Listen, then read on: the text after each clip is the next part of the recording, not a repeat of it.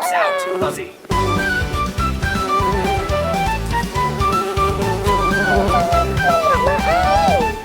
Fuzzy.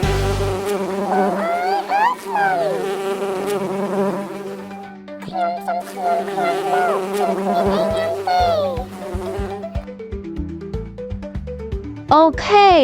ទីចាំខ្ញុំទៅយកឃ្មុំរបស់ខ្ញុំនៅឯសម្បុកឲ្យ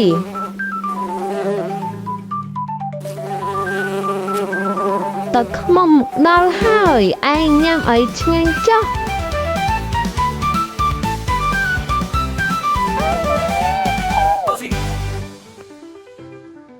មិនអីទេព្រោះយើងជាមិត្តនឹងគ្នា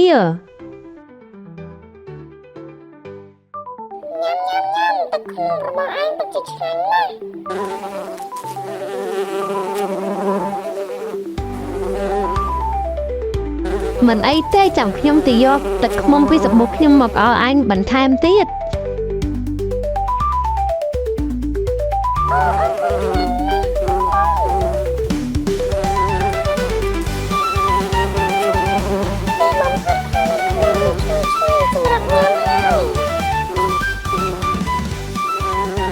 មិនអីទេបើឯងចង់ញ៉ាំអាចមកយកបន្ថែមបាន